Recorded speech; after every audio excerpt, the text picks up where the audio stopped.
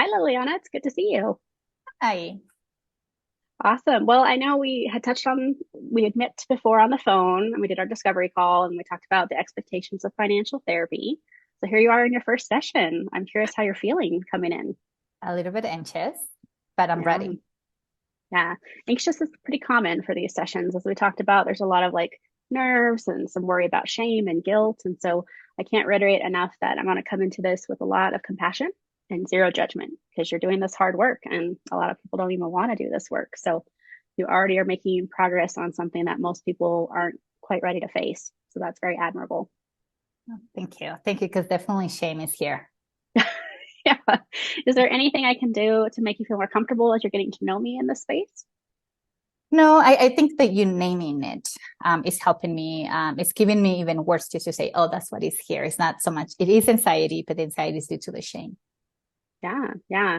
And so as we talked about on the phone, one of the things I really encourage folks to do is to start out in the money healing bucket, which is where the shame lives, right? Of like the money messages, the history, basically what shaped your money story from childhood to now.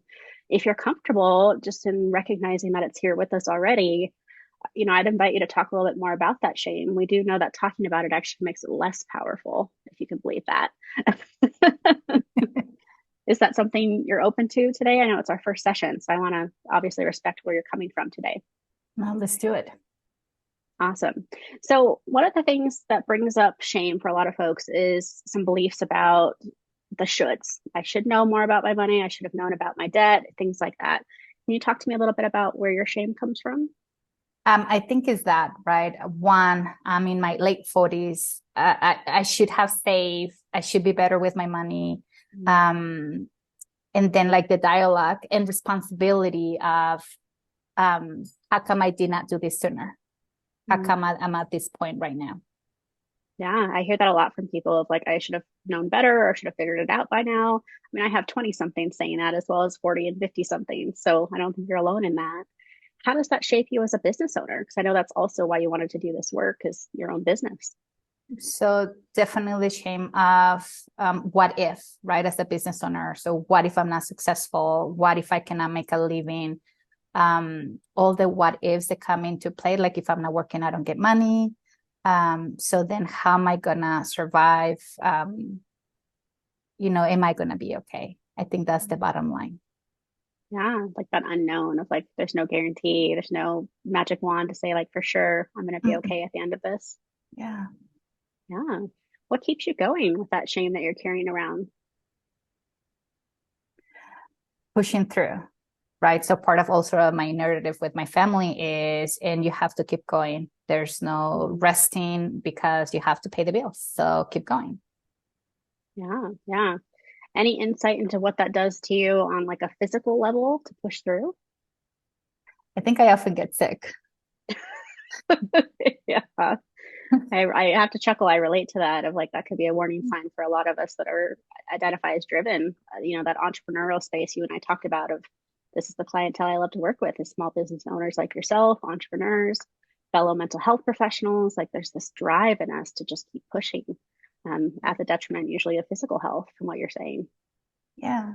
Right. So I have to push through. I have to say yes in order to make money. Because if I'm not working, I'm not making money and I need the money to pay the bills and to get out of debt. So it's this Mm. cycle that keeps just going. Yeah, yeah. And so that's a common thing I hear from clients coming into financial therapy is there's a big question about how do I tackle debt? What's the best way to tackle debt? And I know that's more of our money strategy bucket that we talked about on the phone. So that's something Yeah. we can move towards if that feels good to you to be like, what is the strategy that works best for you as I get Yeah. to know you better? How Yeah. does that sound? That sounds really good. Absolutely. So just wanted to check in on your body right now as we're talking about shame and kind of some of the patterns you've noticed in yourself. Anything you're noticing right now?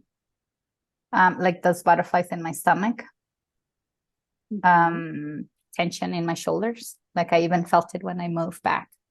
Yeah, yeah. So like you're very self-aware, which I appreciate. I can tell you've done some of your own work. And so just recognizing there's a lot of tension in the body right now. Yeah. Yeah. So one of the things that makes financial therapy feel a little bit more like the therapy piece of that puzzle, right? Financial one word, therapy second word, is sometimes I like to introduce therapeutic exercises to manage the shame, the anxiety, the tension. Is that something you'd be game for? Yeah. Absolutely. So I have an exercise I want to walk you through here in just a moment, just to address the symptoms of what's coming up right now, the tension, the shoulders, those kinds of things. So if you're up for that, let's move into that first and how that connects to your money story, if that feels okay. Okay. Great. All right, Liliana. So we are getting closer to the end of our first session today. We've talked about your shame a little bit more. You did a beautiful job. I know that's not an easy task by any means.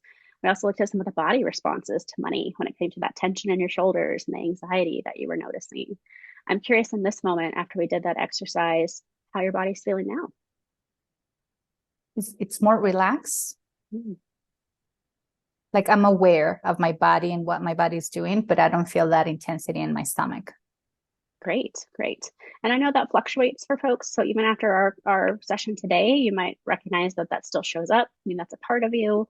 Yeah. By no means is that something we're trying to quote unquote get rid of. We are just wanting to manage that in a way that feels like a healthier Yeah. response. And so I do want you to feel like you can track that between our sessions if that's okay with you. Specifically, I'm a huge fan of writing. So if you're open to journaling, I do like to give little homeworks to keep the momentum between financial therapy sessions. Is Okay. homework something you would be okay with from today? Yeah, I think that would be helpful. Great. So I think from everything we talked about today, kind of summarizing your money story, we talked about your family, we talked about your first job, all these things that like led you into the entrepreneur space. If you're willing, I think your homework from me this week is going to be about where you want your money story to go from here. So how I usually frame that is, what would you like your future with money to look like? So we talked about the here and now, we looked at the past. Now we get to live in that future space through that journaling exercise.